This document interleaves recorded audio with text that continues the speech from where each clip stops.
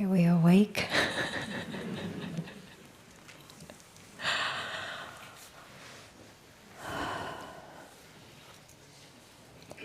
So, the time is now, even though it's past the time of when we're supposed to start, but it's now. Conceptually, we got you here. Otherwise, if we didn't have this useful concept called time, we may all meet here in 100 years. So before, we're going to have questions today. But before we go into questions, let's go into stillness. We'll do a meditation. And we'll do an inner body meditation. And Kurt talks a lot about the inner body and being in the inner body. And the Presence Through movement is about being in your inner body and in stillness. Oh, by the way, hello. Hello at home or wherever you are in the world through, I don't know how it's done. It's amazing. Okay, so let's have our feet flat on the floor. And you may like to sit away from the back of your chair, just sit upright. After all, we've just had lunch, and let's see if we can stay awake. Okay, sitting up nice and tall. And your hands either face down or face up on your lap. And let's have everyone take a deep breath in and exhale with a sigh. Another deep breath in. And exhale, just let go your morning. And one more time.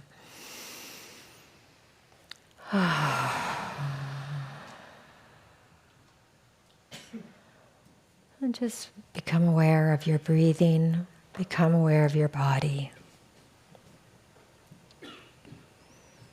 Relax your body.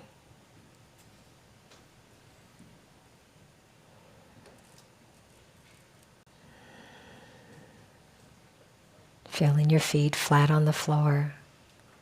Feeling your hands on your lap.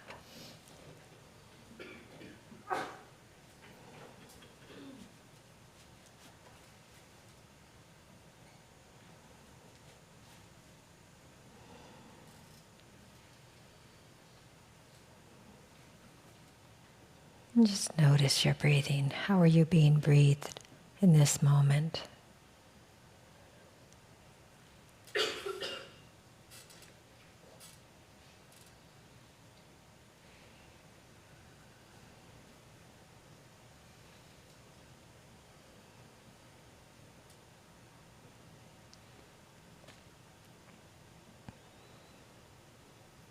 And scan your body from head to toe.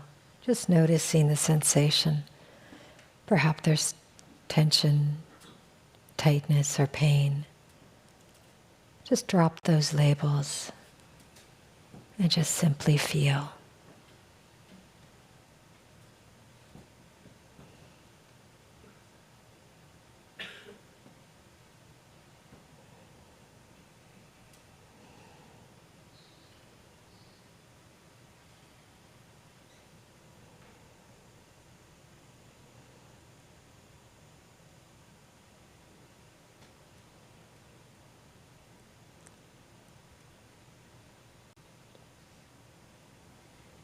You notice the sounds in the room.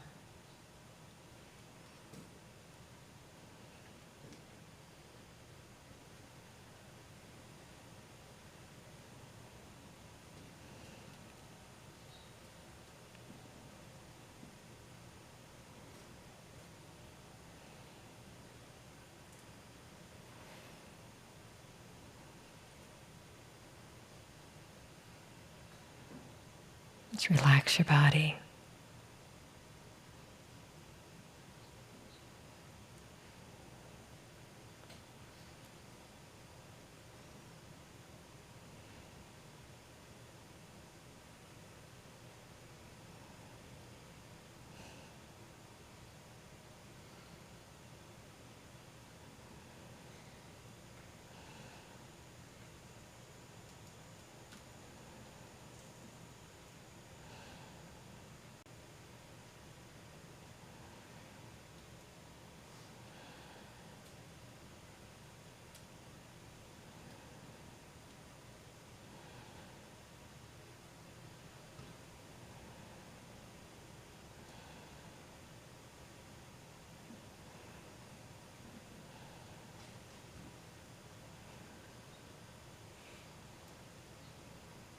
And just be here right now in this moment, where time is just a concept. In reality, there's no time. And we're a place, such as here at Omega in Rhinebeck, New York. It's a concept. It's a name. Just be here now.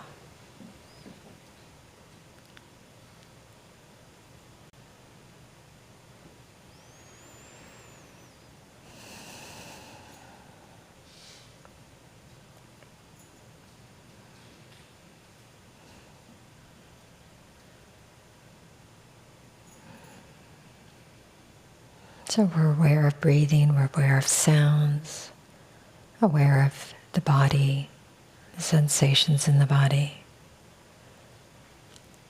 Perhaps the occasional thoughts or emotions that arise. There's awareness of that. Let's bring our attention to a subtle form called the inner body, your chi, your prana, your life force. If you don't know what that feels like, you can start with your hands. You can raise your hands, lift them off your lap. Make sure your hands are not touching anything. Palms facing up. And just feel your hands. You can ask yourself, how do I know I even have hands? And drop the label.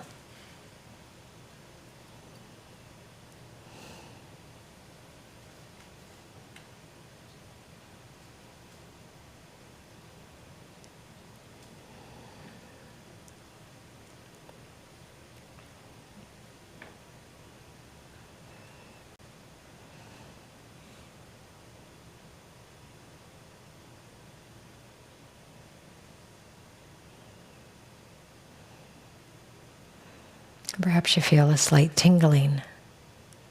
That's the inner body. It's a feeling of aliveness within.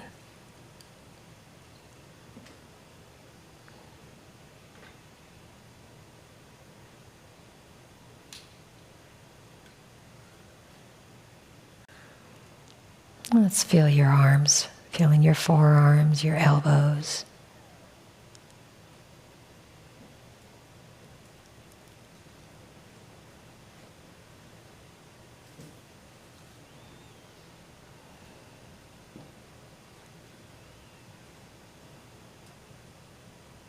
Now connect your hands and your forearms and your elbows together.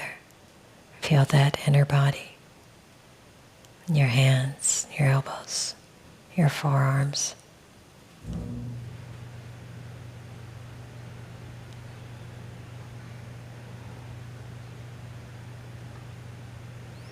And feel the upper arms and your shoulders.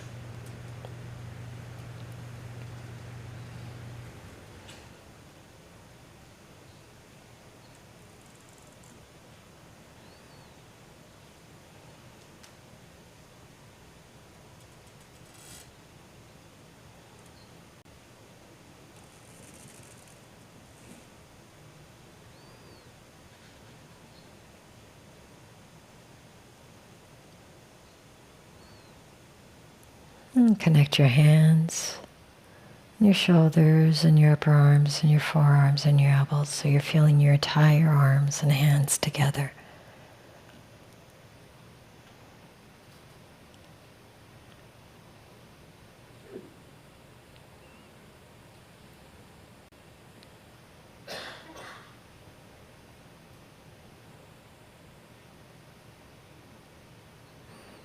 And feel your head, your neck, your ears, your face, your eyes, your nose.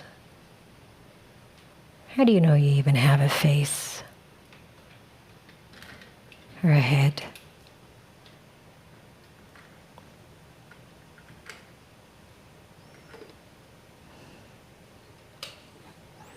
If your arms get tired of holding them up, you can place them down on your lap.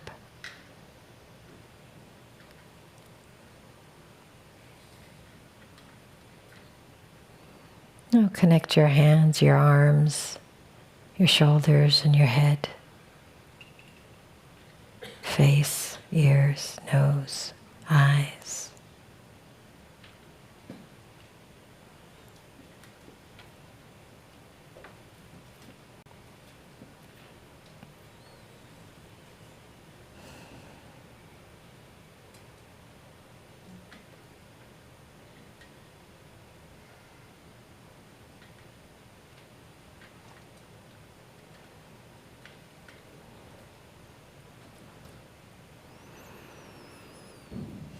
Now bring your attention to your chest, to the front of your chest and the back, the shoulder blades.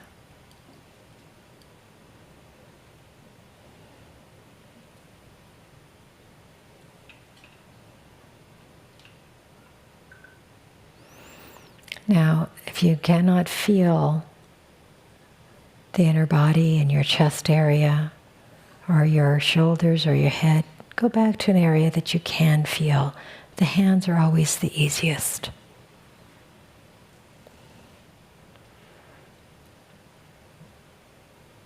Now connect your hands, your arms, your head, your shoulders, your chest, and your shoulder blades together.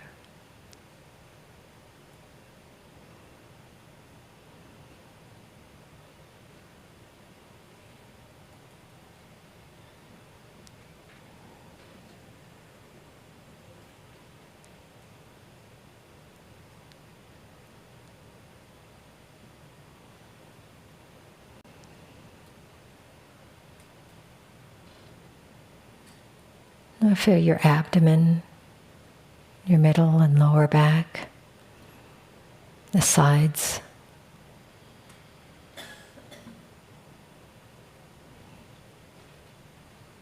How do you know you even have an abdomen?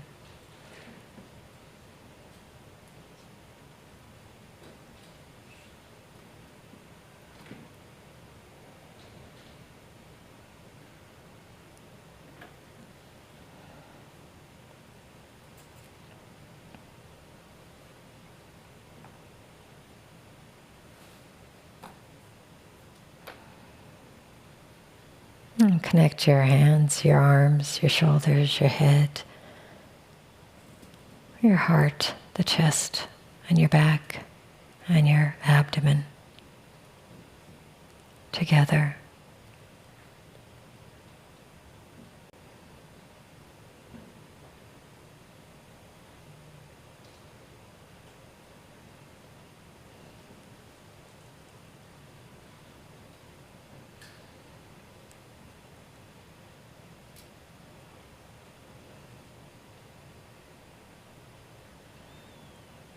And feel your buttocks, feel your hips.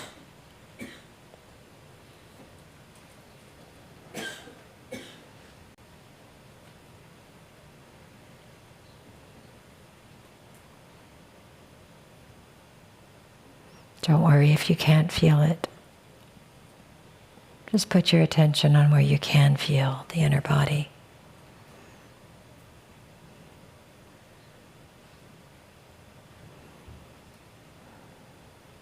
And let's connect that to your hands and your arms, etc.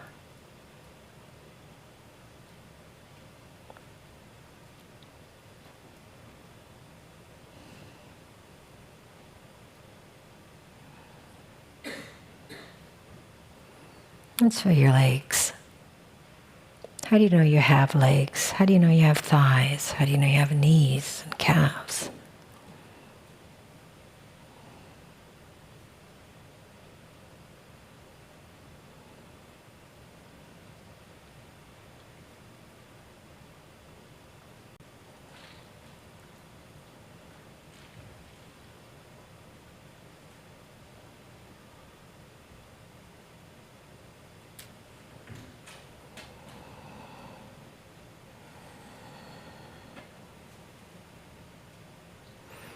And connect your legs, your buttocks, your hips, your torso, your back, your shoulders, your head, your arms, and your hands together.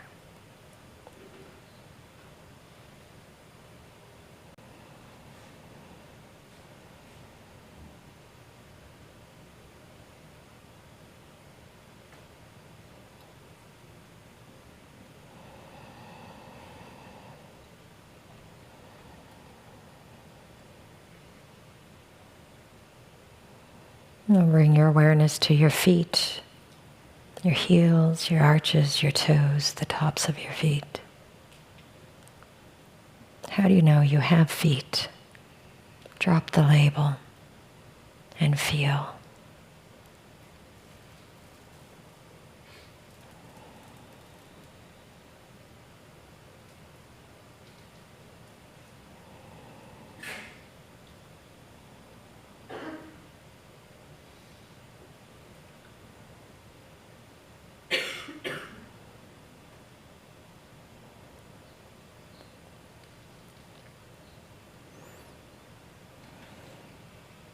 And connect your feet with your legs, your buttocks, your hips, your back, your front body, your shoulders, your arms, your head, as one energy field.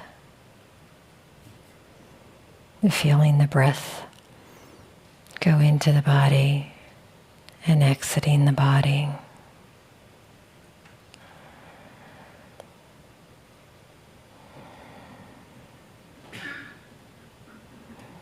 To inhale, your belly rises, and exhale, the belly falls in.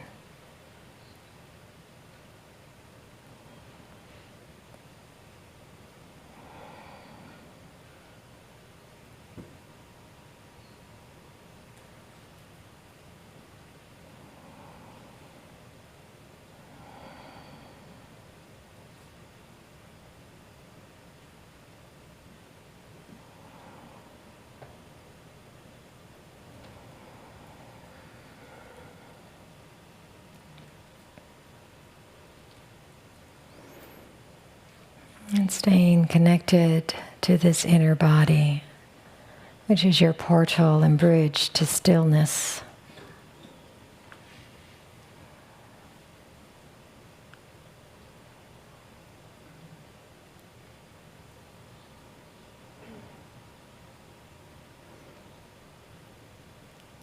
Become aware that you are aware. Become aware of the stillness within.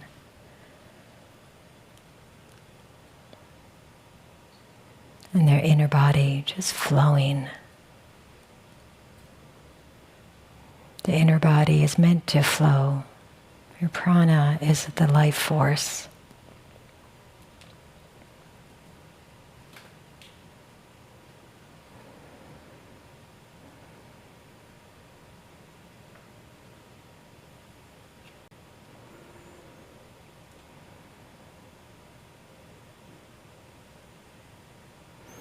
And when you're ready, you can slowly open your eyes, lower your hands if you'd like.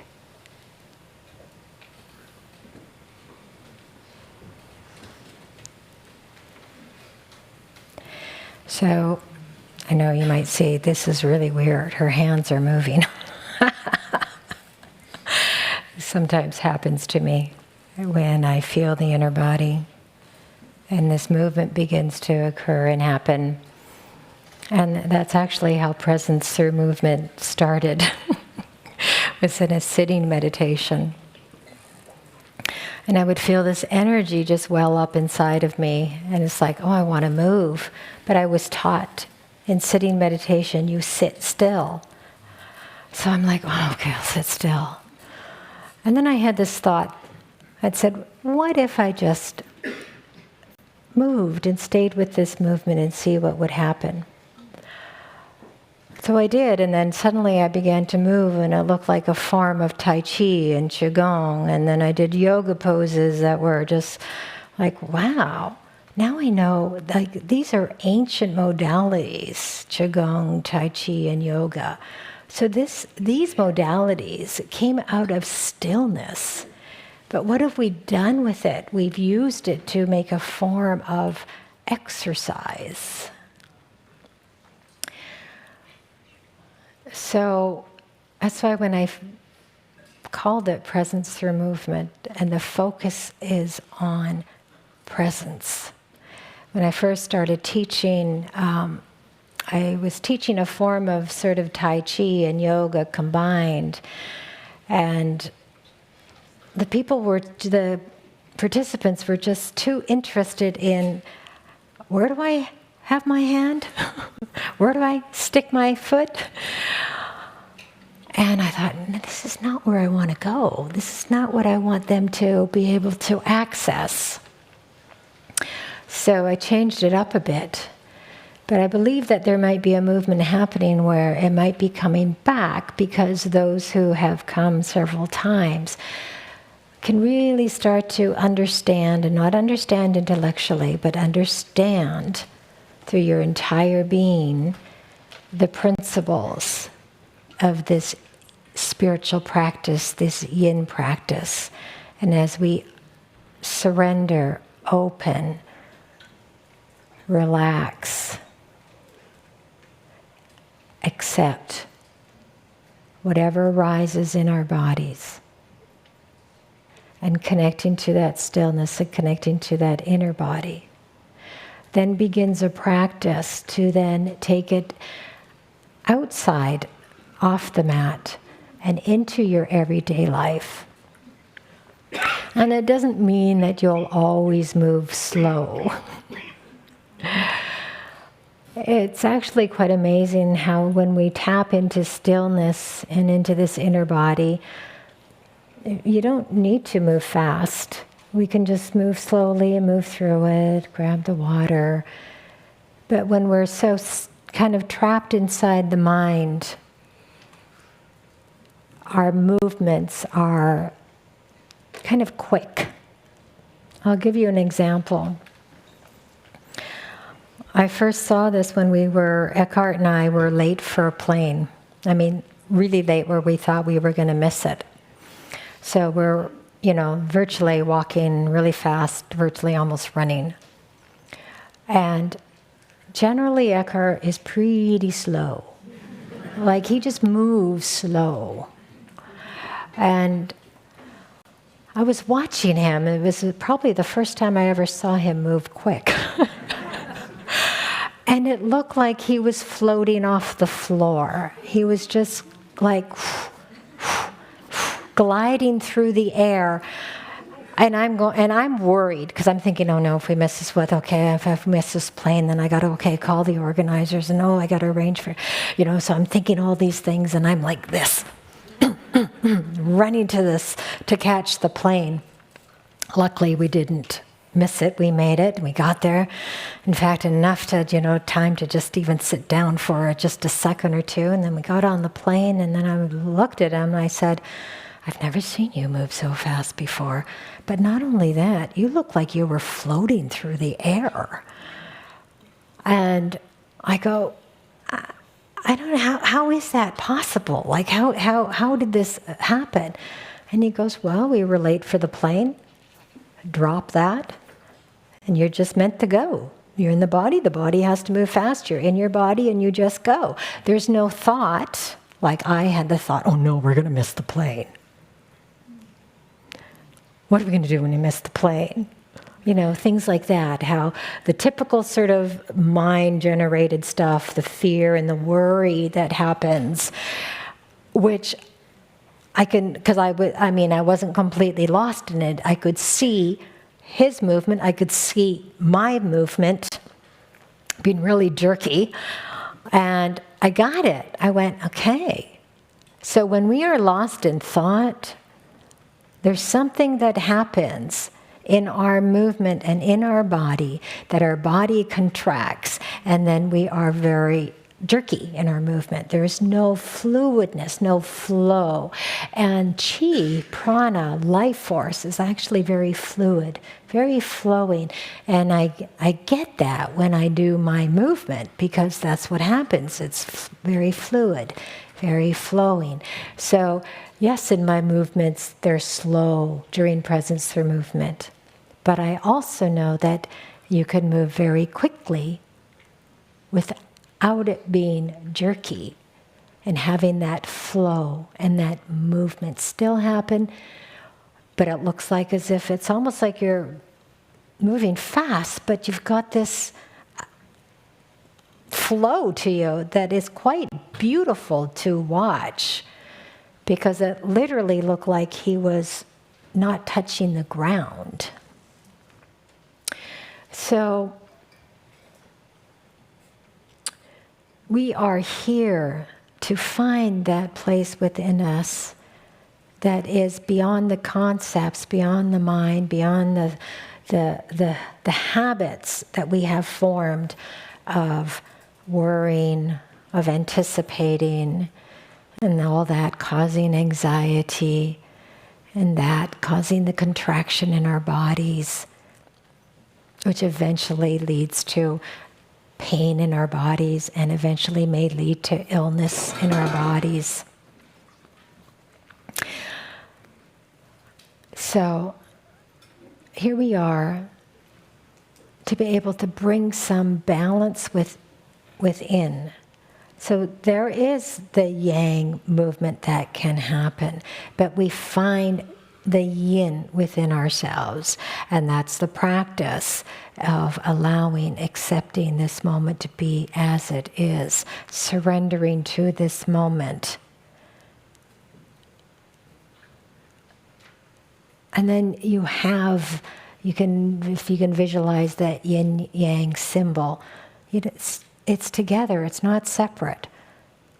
So some days you'll have more yang going on, but you reserve that little bit of yin, and that's that internal practice, that internal of allowing, accepting, and surrendering, and relaxing in this moment. So if you're worried, it's pretty hard to relax. So we relax in this moment. And other times, maybe your life situation is, or then that moment, you're able just to be more yin. But when you're more yin, there's even movement. There's the subtle movements of the body. So, and each person is probably more predominantly one thing or the other.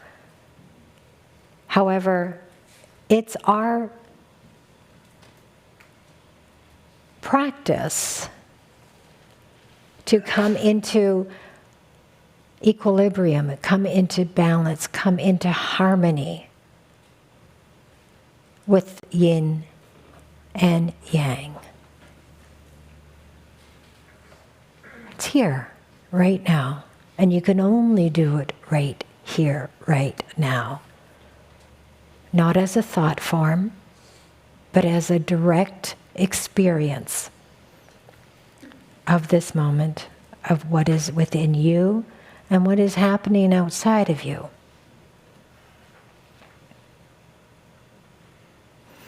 And it's a practice, it really is. And it's a commitment, a dedication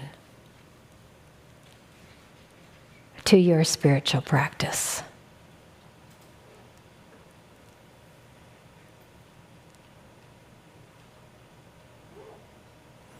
And doesn't mean that will kind of be a pushover. No. Because when you're present and in the moment that it's called for, if you need more yang, it will come. So the great martial artists who are masters, they are very fluid, they look very strong, even maybe look very scary, but there's something in them that is very relaxed. And they may move and they may throw that kick or throw that punch. It's very relaxed, and I'm not a master, so I can't even do it, but everything is very relaxed. And then suddenly at that last moment, that's all it takes. But this is where we're practicing to be able to be that relaxed awareness. And in the moment that you need it, it's there. Only in the moment that you need it. It was interesting one time when I was traveling in India, and I took a picture of this spiritual teacher and this friend of mine who was a Qigong teacher, and they're both men, right? So they took a picture and they went like this. And I didn't see it until I looked at the picture, but you can see the hardness, the there was just the hardness in the Qigong teacher, so he wasn't a master yet. You could see that there was a yang energy that was there. And then in the spiritual teacher, even though he was up like this, and in the moment when I saw it, when I took the picture, it looked like as if he had some yang there. But when I looked at the picture, there was a real softness. He didn't have to throw that punch yet, right? So he was just like there. His fist was up, and I go, wow, that's really interesting. How there's a relaxedness in him. Whereas the Qigong teacher was like this, and there wasn't any need, if you think about it, to have that strong yang energy in that moment. So this is where we can begin to just witness within ourselves the times that we are contracted, the times that we have tension. And when we have lived with our pain bodies for so long, that pain body is a contraction. So this is when we practice presence through movement. It's about opening, about relaxing, so that we can release that energy and become that relaxed awareness. And trusting and knowing that when it's needed, there will and can be force.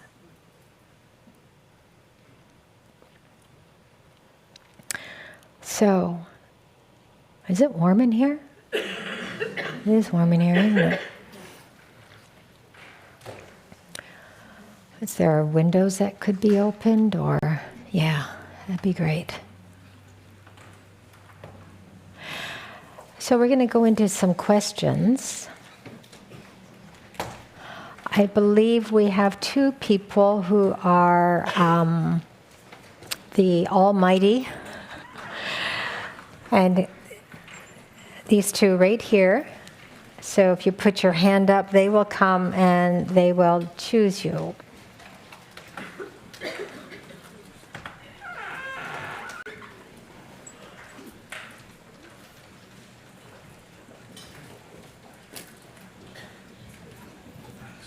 Hi. Questions about the inner body. So I've been practicing that meditation for about 10 years maybe. I get it in my fingers, but I never goes beyond the fingers, and Okay.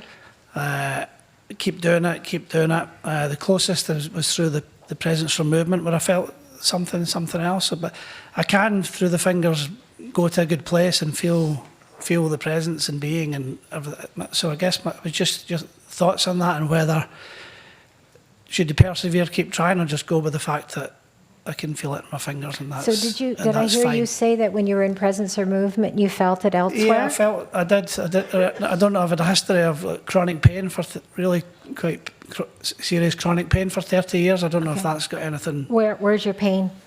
Upper body, legs, kind of all over, joint, And muscle. do you do any movement on your own? I do the Alexander technique. I practice the Alexander technique. I don't know if you know about that. And that's kind of slow movements. You can posture, roll. just and, about posture. And Yeah, well, that's good.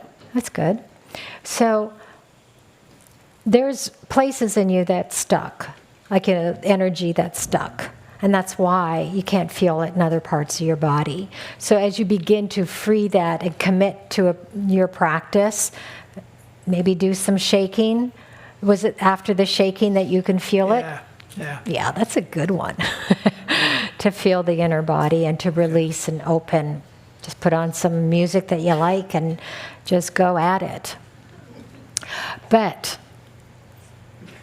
you can do that, but if once you finish your practice, and then if you're still stuck in your head, then you're recreating the stuckness that's in your body. So as we begin to free that energy within our body, we have to diligently watch our minds, what our thoughts are, And what are your thoughts, usually? I think I've got a fear of pushing my body, I think, because I've had so You have much- what? A fear of pushing it and worried about that hurt myself physically by exercising, I think. And that's what was different in the presence through movement. I went for a little bit and let go a little bit of that. You let go of the fear. So you have a fear of injuring yourself. Yeah. Okay, so when you are in awareness, when you are aware, it's harder. I don't think you can injure yourself because you will know when to stop. You will know when to slow down. You will know when to back off. I'm just trying to think of his name. I can think of him. He was Superman, and he fell off a horse. Christopher Reeves. And he fell off a horse, right? Because he was doing that special sort of thing where he jumps. And in an interview, he said the moment that he fell off the horse, he actually had a thought. So he lost the present moment. He was lost in thought and then unaware of what possibly could happen. So as your awareness begins to deepen and you become more aware, then that fear may begin to leave. Did something happen to you when you were younger? No, I used to be very fit. I used to do triathlons and cycling. I just got a bad tackle playing football, and then one thing. Did you get injured when you were playing football? I got injured, but then I started kayaking, then I got upper limb disorder, and I kept pushing myself quite hard. Oh, yeah. Because the original injuries were from pushing myself too hard, I think. What I've noticed is when we are tight, when we have the trapped energy, whether it's pain body energy, negative energy, whatever you want to call it, in the body, it kind of almost pulls at certain things, and then our body becomes like, if I can exaggerate, distorted. And then we try to do yang activities from there, and then it's easy to injure yourself. Yes. So as you free up that energy, then you can almost build up from that point, the point of having a free flowing energetic body. And you'll notice there's a different movement. You notice that, oh my goodness, the pain isn't here because we are now in alignment. So when you are not in alignment to begin with, injuries can happen very easily. So free up that energy first. Keep going. You'll begin to feel it. If you felt it in after the shaking and presence movement, that's beyond feeling it beyond the hands. You'll be able to eventually feel it. But you need to free this up and then let go of all the thoughts that may be keeping you trapped. And because every thought that you have, every pain body has a story as well. So if that's an energy, and if we believe in that story, then what it does, it's like the energy just goes to where it wants to go in the body. So it will probably take some time, but we have time, and there is no time. So if you really want to be able to free that up, it is a commitment to the practice. Okay, thank you. And I understand how challenging it can be when we've been trapped in a certain way of a pattern of thinking, the pattern of the pain body, even just living in our body, the pattern of pain in the body. And it is a pattern that's been set up, and a habit to hold ourselves this way, a habit to keep thinking those kinds of thoughts, whatever those thoughts may be. And it will take practice, it will take being diligent to overcome that pattern. But it can be done.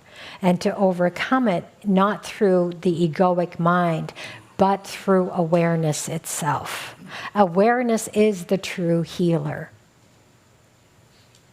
somebody came up to me, or actually they wrote a little note, and they sent it to me, and they said, in presence through movement, you touched me someplace, and I want to know whether you healed me, because I can't remember what it was, but I was healed. I felt healed. And the answer is no. I didn't do anything. The only thing that my commitment is to be still. I walk around the room and I may touch people and, make minor adjustments. I'm just being still. So it's the stillness, not me. It's the stillness in me. It's the stillness in you, the openness in you that brings about the healing. It's stillness. I just feel like I don't even know sometimes where I'm going. I just walk around, I look, and then suddenly, my hands are here. It was very emotional as well. I was like in tears at the Presence for Movement when this happened. It was a big release, whatever it was. Yeah, because it's that chronic pain is the chronic pain body. And it's calling for your attention. It's calling for you to overcome it. And that is through a practice of some sort to be able to move that energy around, to open and relax.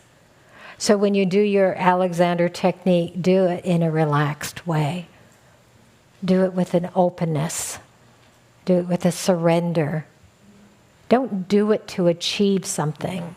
Even when we do presence or movement, we don't do it to achieve anything, to achieve more flexibility, to achieve whatever. We do it just to be present. Just to access that stillness within us so we can bring that about in our everyday life. Thanks. I'd love to hear from you in a year if you keep practicing every day.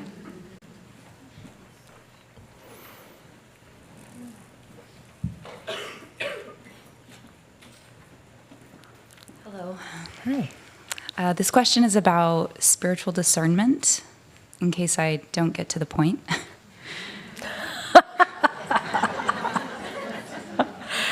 I'll stop you. I think that's what it's supposed to be. In the form of signs. So when life presents situations, motifs, just the recurring patterns, is it possible to look too deeply into these recurring situations, topics? Do you mean when you say look too deeply, do you mean think about it? No, not think about it, but is that the universe's way of presenting that answer? Can you give an example? Certainly. So the past year-ish, I'm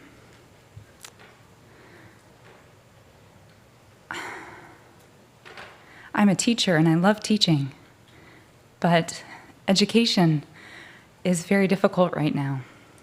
And I think my personal circumstances as well are affecting my ability to be and do. And it's creating internal conflict. And I don't know if this is the path that I'm best suited for to be serving the world in the way that I can. And I don't know if I should switch my paths. So in my personal life, multiple people at various times throughout, like I said, the past year, have mentioned in passing and unrelatedly potential careers or things that I could be good at, that I think I have a skill set for that's not cultivated yet because I've focused my attention on education. So I think that that's the best illustrative example of me seeing things come up in my life and me asking, is this a sign that I need to actually switch directions? So are you saying the signs are coming from other people's Opinions? Or are there other signs? Perhaps opinions, but they're never related to, I've been thinking about a career change, and we have a conversation about that. It's unrelated topic of conversation. And then also just my personal yearnings and where my attention is drawn. Okay, so what particularly is the conflict within you? You say you love teaching. And are you, what do you teach? I teach high school. High school. Very challenging. Yes. Very, very challenging. And boy, they need present teachers. Yes. So you love teaching. Okay, I can see that. What's over here that's causing, because there's something within you that's causing the conflict. So what's over here? The institution itself, like the actual institution, the school, the system, and all of the other stuff that isn't teaching but is involved in the job. So the ministry is complicated. It becomes a job, and it takes up a lot of my time, and so I have immense difficulty being while I do. Right. So it is a good practice for you. Absolutely. It's exhausting. If you are unsure, keep on practicing being present. Be present now in this moment. And there will be a clarity that will come. You will know whether you are supposed to leave there. It will just somehow happen. But right now, you have the thought, so put the thought, it's out there. Leave it alone now and see what happens. I remember, this is before Eckhart and I got into a relationship, and I was in a different relationship. And I didn't know whether I wanted to leave it. I did, and I wasn't sure. So he always pointed me back to this moment. This moment. Are you ready to leave today? And in fact, there were times, I have to admit, because every relationship has its challenges, there were times that even in my relationship with Eckhart, I had to say to myself, am I ready to leave in this moment? Because, whatever, the ego wasn't getting its way, or, whatever thoughts that come up because you want out of a relationship, right? So I'll say to myself, are you ready to leave in this moment? No. Okay, then I'm in it. That's this moment. And it would be it was really interesting to see when I surrendered to this moment, and the answer was that, no, I'm not ready to leave in this moment. So I'm here. It was like something just shifts inside. So keep practicing that. Ask yourself, am I ready to leave my teaching job in this moment? If the answer is no, then you keep teaching, but you teach with presence. You meet those challenges, and there are a lot of challenges for a school teacher. A good time to practice awakening, to be present. And every job has its ups and downs. Every job has its challenges, and every job has things that, I don't really want to do this part, but I love this part.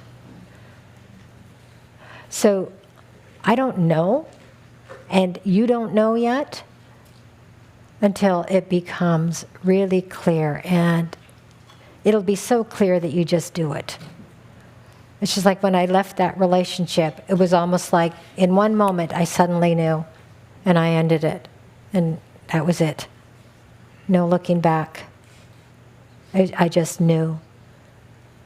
But for several months, I was going back and forth in my head. I was stuck in the head. I was stuck with the head, with the logical reasoning mind, and then with my heart and what my heart really wanted. Even though I cared about this person and there was a love there, there was still this head. So right now, you're in your head about this. So Just come to this present moment. It doesn't negate your thoughts. It just means, okay, that's my thought. Let it go. Be here now. Am I ready to go? Am I ready to end this? And then perhaps there's fear. If I end this, what do I do next? And you don't want to move to do something next because you don't have anything next, so that means there might be a gap, and what will you do? And there's all this worry stuff that goes on. So if you are really ready to move on, you have to be willing to let go, because sometimes life doesn't bring us the next thing until we let go. Sometimes it does bring us something else before we let go.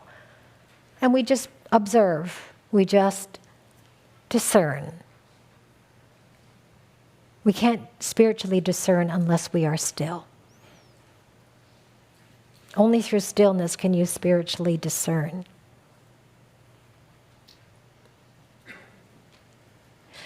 So, before I started working and traveling with Eckhart, I was in India meditating in the cave where Ramana Maharshi would meditate. And I was in there, the cave, by myself, and I was meditating, and then I heard this voice, and I opened my eyes, and even though the cave is dark, you can kind of see, but nobody was there.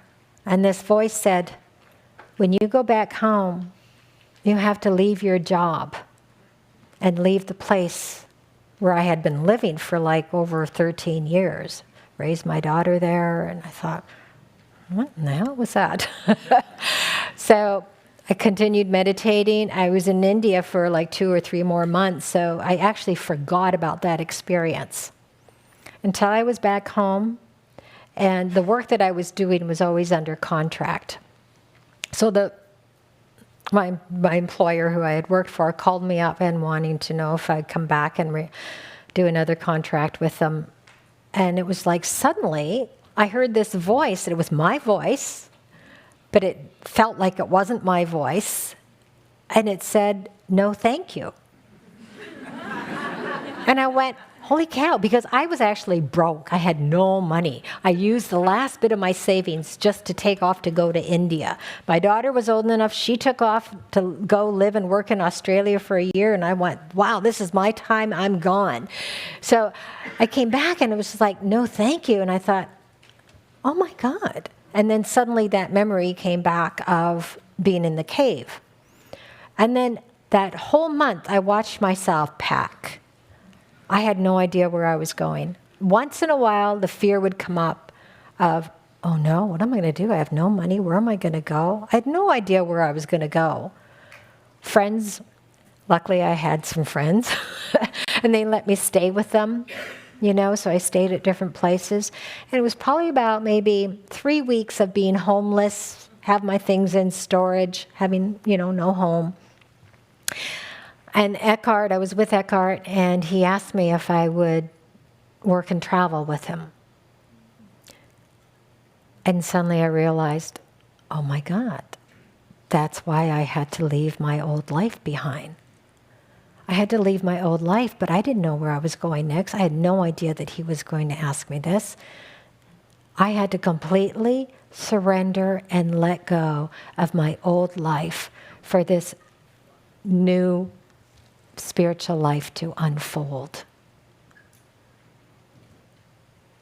So it is really trusting that life will present and will move you when it's needed. Do you have a family? Do you have children or anything? No. So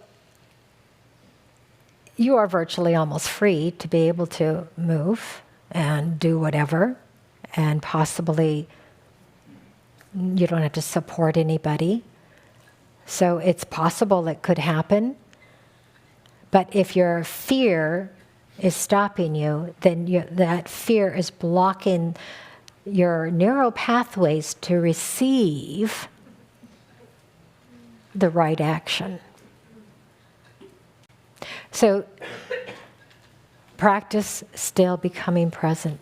Just be present. Go into meditation with it. Go about your everyday life. You have that thought again, oh man, I want to just get out of here. I can't stand this anymore. Am I ready to leave right now? No. Okay. Am I ready to leave right now? Yes. Suddenly it's done. You just do it.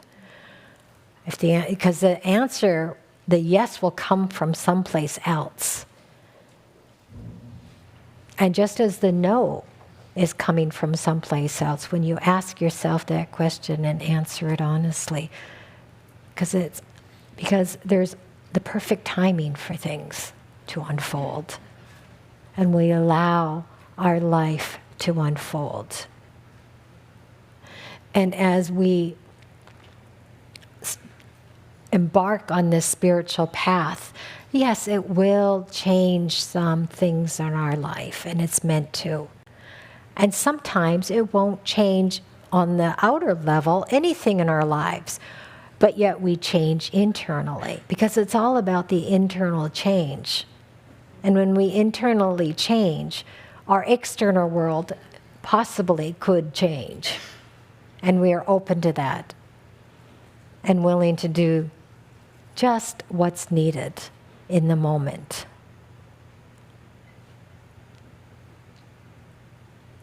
Does that help you? Yes. Thank you.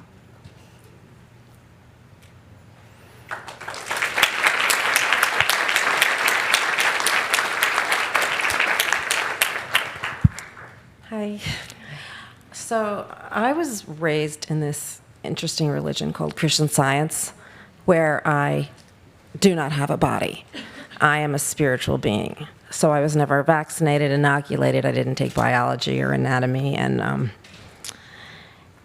I've been a brain on a stick. You've been a what on a stick? Brain on a brain on a stick. Or a mind. So you have a body, but not, you don't have a body, but you have a brain. A mind. Okay. Principle, mind, soul, spirit, yeah, Okay. whatever. But I don't have a body. So, in this bringing, so like when I was a child, if I had an ear infection, no, God's perfect child does not have an ear infection, but are you angry? Are you hateful? Who would, and you're 5 years old and your ear hurts. But anyway, so I was at breakfast. I have a very, very hard time connecting to my body. I kind of want to just skip that. And so when it comes to physicality, meditation, I hyperventilate. I can't, I was talking to some people at breakfast, and I'm like, when you're trying to breathe and you're thinking of meditation and you can't breathe, they're like, no. It's, so when I focus on my body, I feel like it's an enemy almost, like it's not a means to an end. It's a blockage. And I'm pretty much figuring out, like, I've been able to breathe on my own, so something's working, but it's like a trap. Yeah.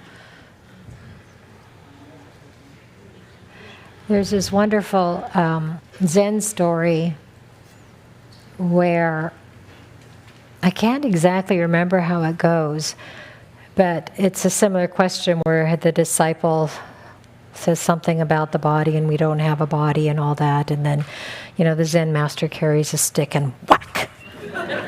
You don't, and he goes, ow, what'd you do that for? Well, you don't have a body. Why should it hurt? That sort of thing. Mm-hmm. So if you've been, and in essence, we actually don't have a body. Mm-hmm. We're 99. If you look under a microscope, we're 99% empty space. So we don't have a body. We conceive of this body through the conceptual mind, and this is what we see. However, at the same time, we can't say that we don't have a body because we do feel it. If you slap yourself, it hurts. Somebody hits you, it'll hurt. And you get ill?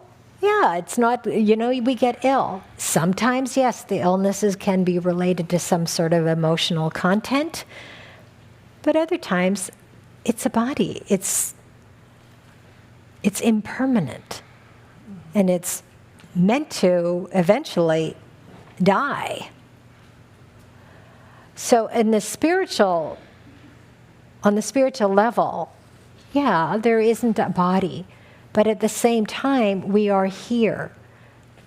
and there is a body. So when you neglect or resist or deny what is here, what you actually feel when you touch your body, then you're in conflict. Because your mind, the training that you've had, you've been told, you don't have a body.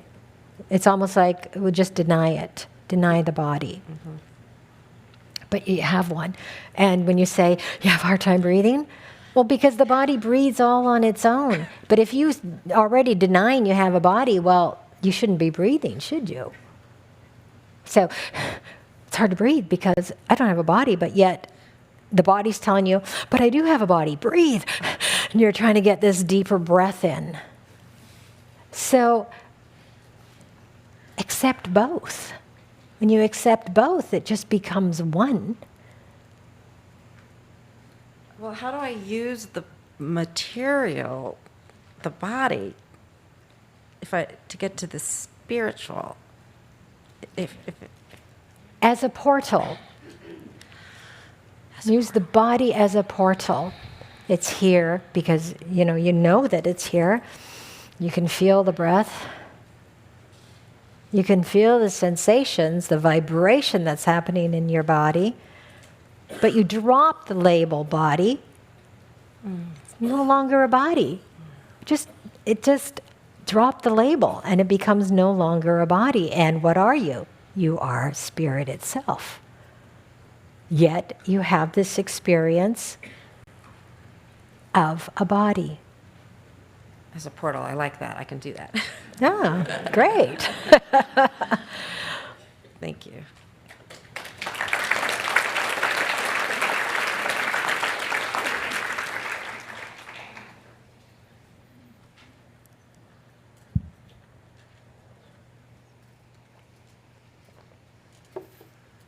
Hi. Hi. My name is Katie, and my question is about resting. I've been through an illness that was very, very painful, and also physically and emotionally. And I also started to be much more present, to meditate, and found ways to heal. And I noticed that at the period of the illness, it also nourished my pain body and a lot of different kinds of fearful thoughts towards my significant others, towards my own body. And recently, I've been through a period where my body is releasing a lot of energy throughout movement, throughout meditation. And I have a hard time after that to find a way to rest so my body can recover, so my mind can settle down. And I don't feel that sleeping is helpful to respond to that. And I wonder what would be your insight about that. Okay. So you know that you need to rest. Your body needs to rest. It's not sleep rest. You're not sleepy, but you just need to just rest. Okay, so what's the problem? The problem is Your mind is telling you not to rest? my mind is telling me what I should do. My mind is telling me, oh, maybe this is a sign of your illness coming back. You should not be so tired right now. I just feel agitated. Yeah. So can you just rest and feel the agitation? Drop the label, drop all labels, drop all thoughts, and just simply be still and allow your body to just rest. And it's a form of meditation, but you're lying down. Yes. That's all you're doing, a form of meditation, but you're lying down. Yeah, and watching the thoughts. Yeah. Okay. Thank you. If it's that simple, I'm gonna continue practicing it. Yeah. Yeah. Okay. Yeah.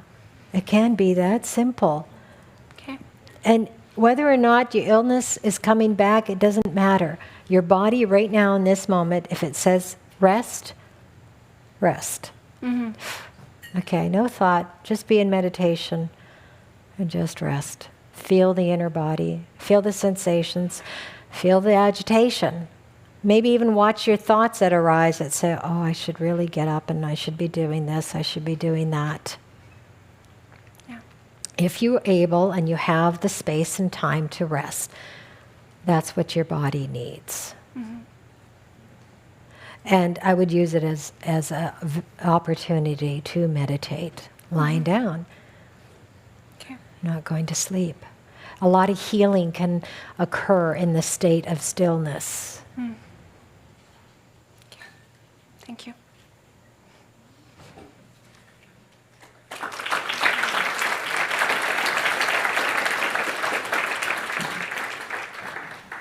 Hi, Kim.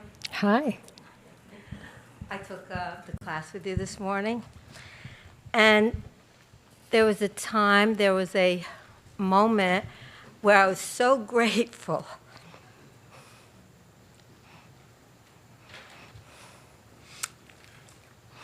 That this happened, that I started to cry, and tears were coming. But it was out of gratitude. So, and I have these moments frequently, not frequently, but they've been here and there where I'll see something of great beauty or have a deep appreciation, and it just makes me cry. Is that my pain or is it joy? And my mind will, like if I look at something beautiful, it will say, oh my God, look at that tree, look how beautiful. So is that my ego talking, or is that my essence saying, I appreciate that you appreciate? It sounds like it's the way that you respond, your body responds to beauty, to gratitude. So it is a form of joy, those tears. There's joyful tears. Okay, I guess that's what I wanted to know, because I thought, well, am I sad and don't know it? But that's what came up this morning. I thought, oh my God, maybe I'm sad, and I'm just... It's interesting what the mind does, right? You have something beautiful, and then it's like, and you're crying, and it's amazing what the mind does. Okay, so that's also a difference between, because sometimes there's a voice that does start going, and it's not negative. It's like if I see a problem or something, it's the heart goes out and says, I could see that person had a lot of pain in his life, and stuff like that. Now, what I've been learning here is when the mind starts talking, that's ego, and it's not necessarily good. But I also see it doesn't feel bad to me. It feels compassionate, and it's made my life better and more expansive. So, I mean, I have no complaints. Life has been relatively really good to me. But how do I differentiate that ego that because I know sometimes I hear myself like making comments and... Okay, so what are the comments? Sometimes it's like, watch out, don't get too over enthusiastic, this could come and bite you. Or some of my comments are, I'm in a relationship, and sometimes it's a great relationship, but sometimes I'll see an action and I'll put a narrative to it, and it's gone down, way, way down, and it's made for a better relationship. But I can't differentiate if that's a really good analysis of what's going on, or am I fooling myself? So then I get a little bit confused, and I don't know, is that my mind jerking me around, or is that my intuition saying, watch out? Okay. How do I differentiate? So the more often that we can enter that state of stillness, the more that we are able to spiritually discern what is coming from ego, an egoic thought, a mind-generated thought, or a thought arising out of stillness, so intuition. Usually intuition can use thought, but generally it doesn't. It's just somehow just a knowing. You just know it. There's no doubt. The mind can come in and doubt your intuition, but if you rest and center in the stillness of your being, you will begin to learn what is coming from your egoic thoughts and what is not. And you have to remember, you don't have to, you could forget it if you want, but remember that don't take your thoughts so seriously. All your opinions, all your analyzing, they're just opinions and analyzing. All your judgments, they're just judgments. You don't have to take them so seriously. Just notice them, say, oh, that's interesting. Okay, I have that thought. Return to stillness. Oh, that's interesting. I'm looking at it, analyzing it this way. Somebody else might analyze it a different way. Nothing wrong with it. It's just like some people are Democratic, some people are Republican. You know, that's just two different modes of thoughts that are happening. So it's your thought, but return to stillness. Always return to stillness. And then the right action, right thoughts will follow. And you have to learn it for yourself.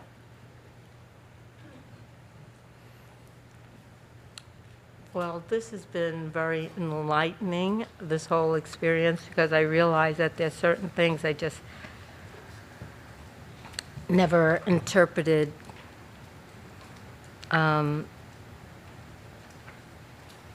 There's different interpretations, and I guess I just never realized that. Well, I've always realized that I've been very fortunate in life, but I've never, I don't know, this weekend has been very affirming for me, so thank you. You're welcome.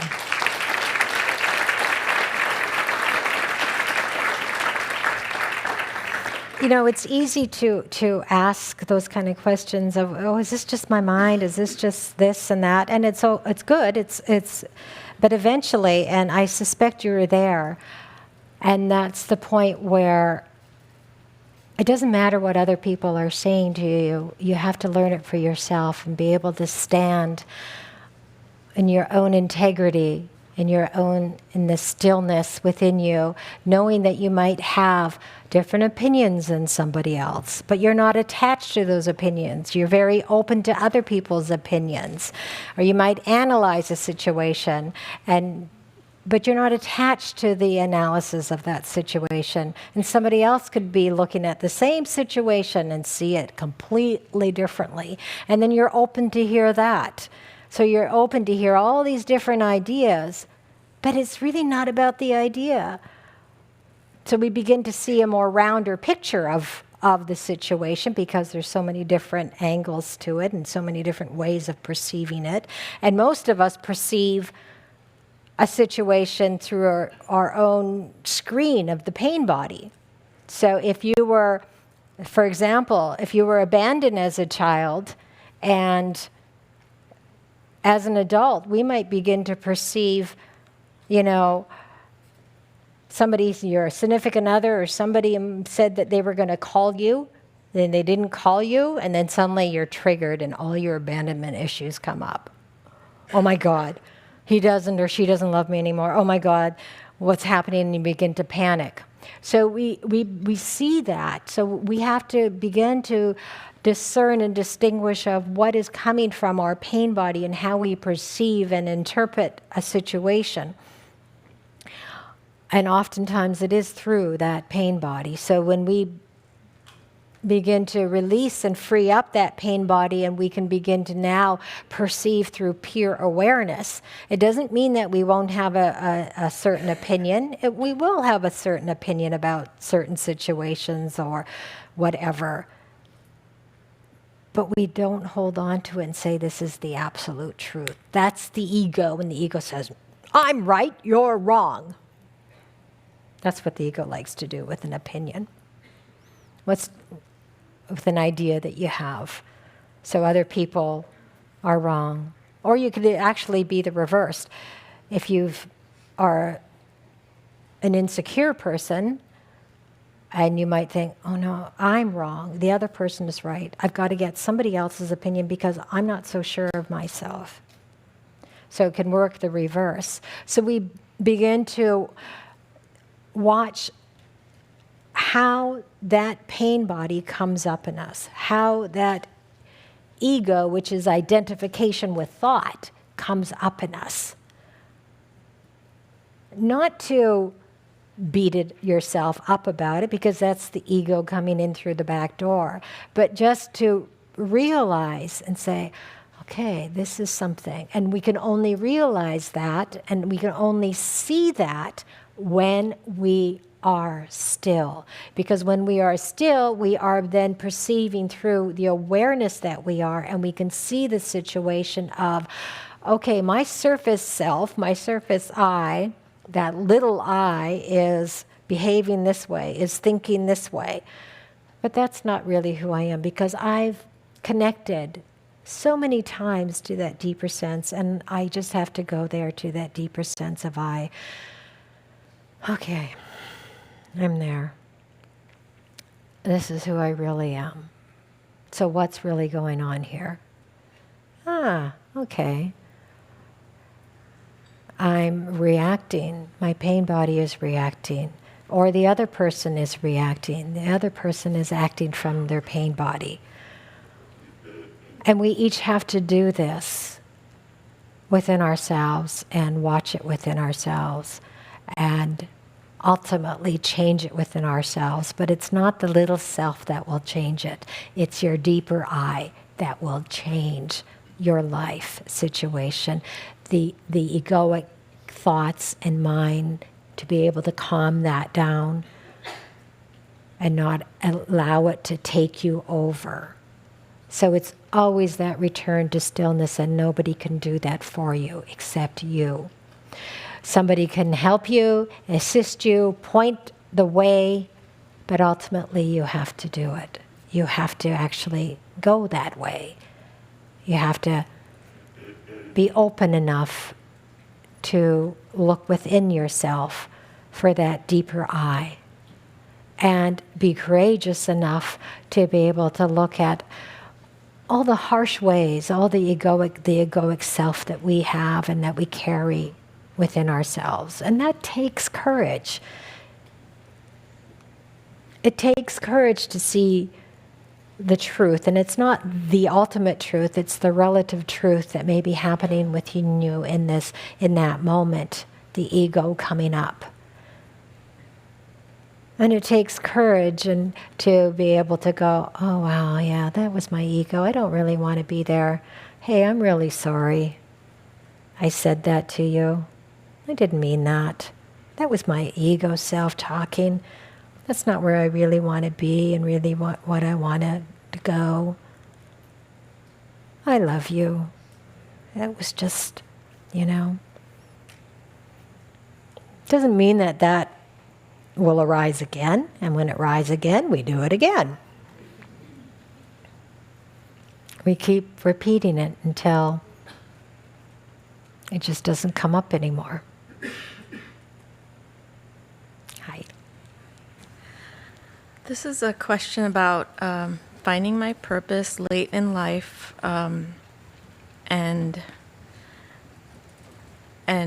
getting signs that I'm doing the right thing, getting favorable input from other people, and doing my creative work for 6 years, and dealing with rejection after that. Your creative, did you say art? Creative writing. Oh, writing, okay. Rejection after rejection after rejection, And the possibility that, okay, maybe I did choose the right path, but I have to face the possibility of failing at this endeavor, and how to accept that and just keep going at it because I love it. But letting it go, I'm not really sure what I'm asking, just. And the answer was probably given in this last speech that you gave about letting go and trust and all that.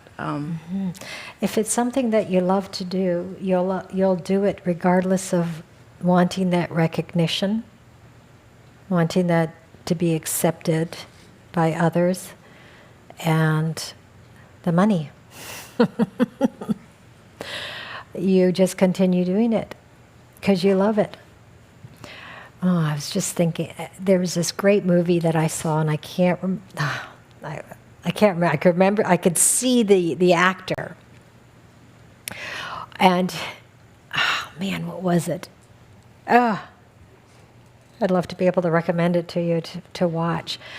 And I can't even remember what book he wrote now. It was some novel that he wrote, and I might have been even a children's novel, a very famous novel. And he would write, and he tried his writing, and he did his writing, wrote many short stories, wrote novels, and nothing came to fruition until this one novel did. And of course, he became wealthy out of it and all that. But before that novel was written, he wanted to succeed. He wanted success. He wanted recognition. He wanted to be able to make a living, make money out of it. And then somebody had told him, if you love to do it, you'll do it regardless. So you just do it. And he took up meditation, and he was meditating, and suddenly he wrote this bestseller. What was it? Was it Catcher in the Rye? Yes. Okay, so he wrote this bestseller, and then suddenly he continued writing, but he didn't want to write to publish anymore. He realized that he was writing to publish, and what for? He just loved writing. So I don't know if he actually published anything else after that. He didn't, he's shaking his head. So he didn't publish anything else after that, but he continued writing. So if this is what you love, this is the egoic mind that is wanting the recognition. The egoic mind that wants the money, to be famous, to be whatever it is. So whether this is your life purpose is to write a novel or whatever it is, or to be published, we'll see. Practice your meditation, go into meditation, and let go of the egoic mind that is the desires, the wanting for something else, other than for the sake of connecting to stillness, where Out of all the everything people drops here, away. I don't think I've ever meditated before, to be honest. You've never meditated before? No, so that's Well, one thing that's missing. Okay, This whole there you equation. go. There you're going to pick that up. Before any time that you pick up your pen, or actually you don't pick up pens anymore, do you? Well, whatever you do, open your computer, meditate. Do you know how to meditate? No. Oh, okay. All right. So let's start you off. You could be seated. You could be lying down, but usually lying down, if you're not used to meditation, you just might go to sleep. So I would suggest being seated. You could be seated in a chair, on a cushion, sitting cross-legged, and you've seen that before, right? Mm-hmm. And you can just do what we even just did here. You can just focus on your breath. Just start by focusing on your breath. Watching, thoughts may come up, you watch it, And you might even run with your thoughts, and you're like, oh, well, then, 5 minutes later into your meditation, you realize, oh, wait a minute, I'm supposed to be meditating. So just come back then to center, to meditation. You can meditate with your eyes closed, or you can meditate with them just softly open, maybe looking about 6 feet in front of you. You can place even a nice object there if you'd like, and just softly gaze and just breathe. You can feel the body. Just be present with what arises and be still. So if your body wants to move, now this is the formal sitting meditation where you don't move. Okay, you just keep still, and you might notice some aches and pains in your body. If you can, sit through it, and then soon enough, as your body relaxes, and then that so-called sensation of pain diminishes or may move somewhere else, and then you just watch that.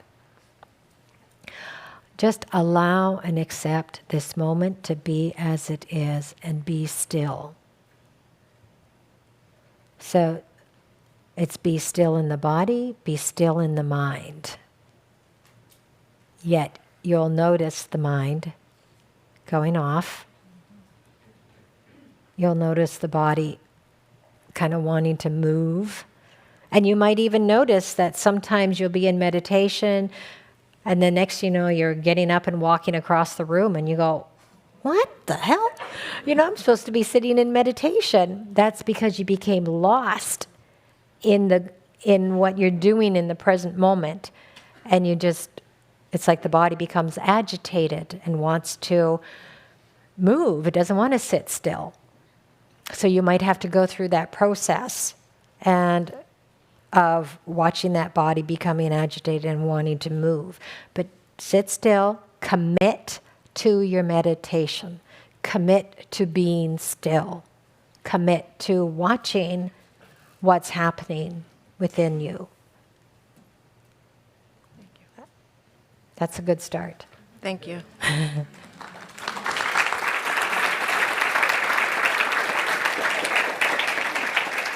Okay, maybe one more question if there is one.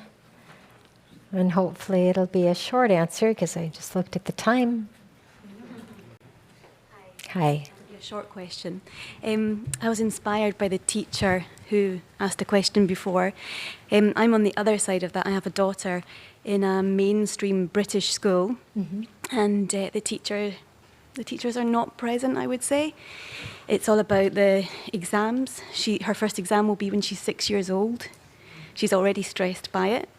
She's 6 already, but it's coming up. What can I do? I can't move her school right now. Yeah, it's unfortunate that there are many teachers that are not present, but there are teachers that are actually waking up and becoming more and more present. And we can't control what happens a lot of times at school.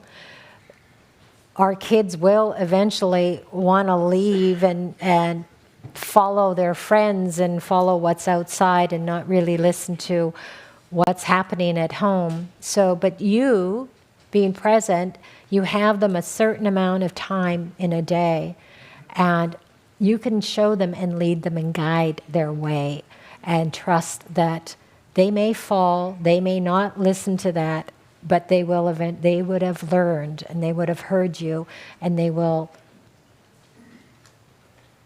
come back to that. And we can't protect our children from everything in this world. We would like to, I understand that. We want to protect them. But we also, when we want to do that, we also limit their ability to learn.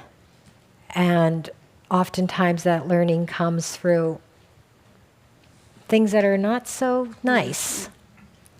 But you can give them the skills. So you can be present with her. So as you already know that she's feeling anxious about this. So maybe say, you know what?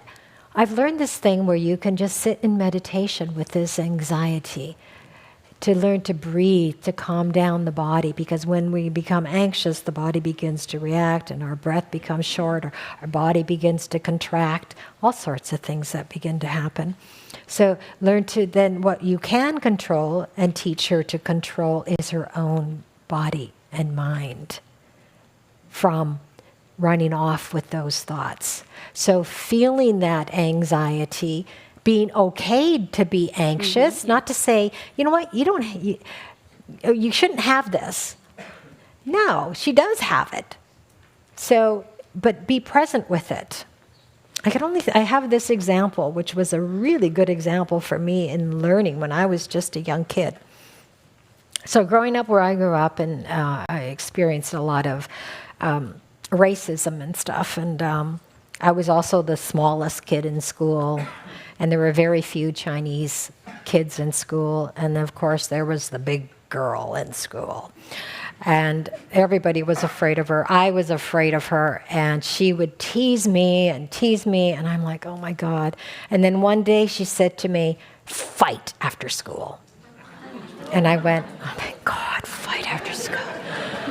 And usually what I would do from school, when school ended, I literally would run home because I'd have a trail of kids teasing me all the way home. But when she said fight after school, I don't know, something inside me that said, man, if I don't show up, I'll never hear the end of this. I was petrified. I was this short little kid, and she was this big kid, and she was big. And I showed up. It totally shocked her. She looked at me and she goes, I can't believe you're here. You're not even worth it. And she walked away. I was trembling inside, but I showed up. So with your daughter feeling anxiety, okay, feel the anxiety. Show up for the anxiety. I want to fight the system. I want to boycott the exams and have her off. But are you saying, I want to go the other way? You can try that. However, you have to accept the consequences of that it may illegal, not happen. But sure, I mean, maybe fight's not the right word, but you can, with stillness, ask, how can I introduce something new into this school system? Hard. It'll be hard. Yeah. But it does. Who said that life is easy? Who says that change is easy? In fact, most of change that's happened has been difficult, has been a fight. But now we can fight consciously.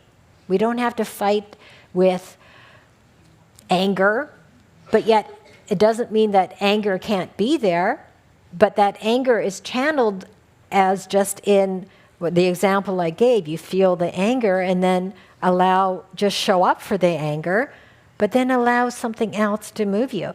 Apparently, when I showed up, the friends that I did have who weren't teasing me said, boy, I had never seen you like that.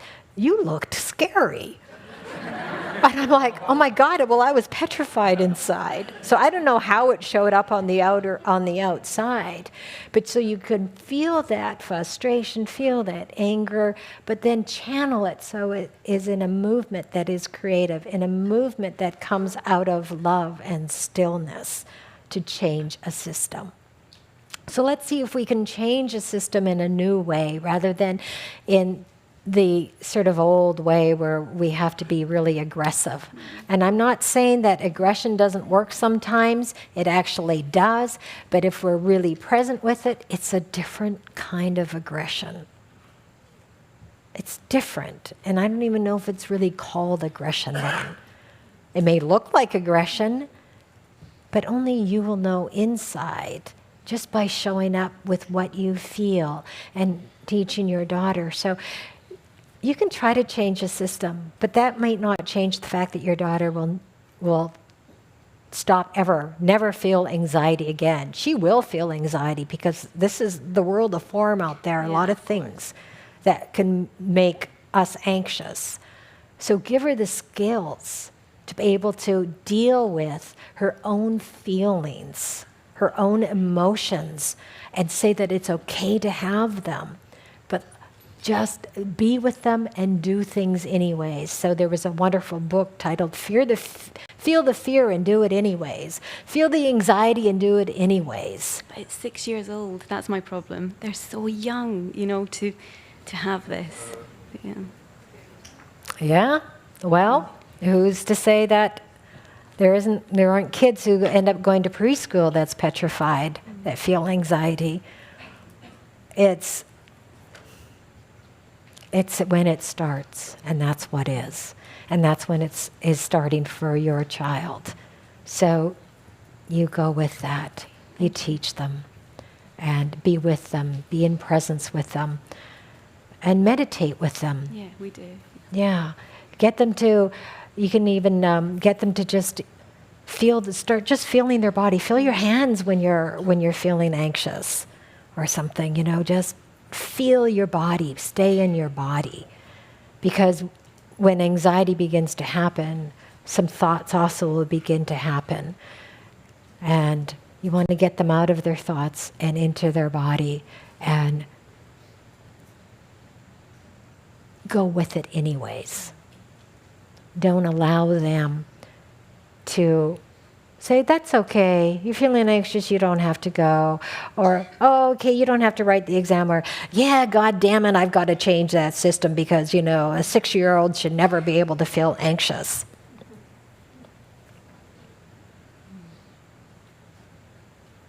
Not accepting what is.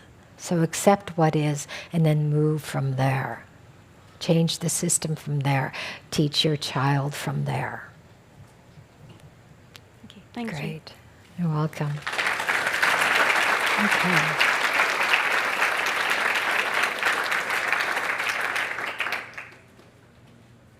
So let's just be in stillness for a moment.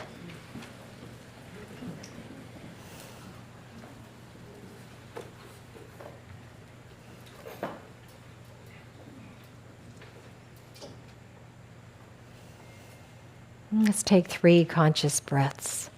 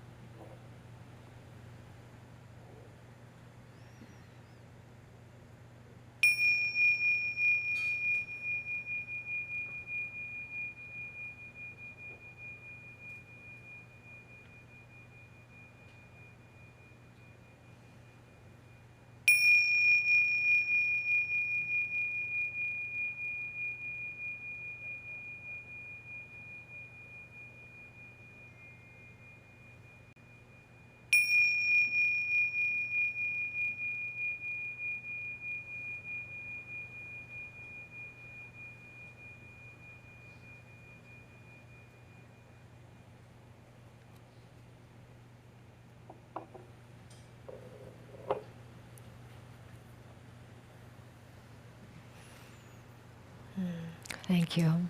It's a joy being with you here today. Namaste.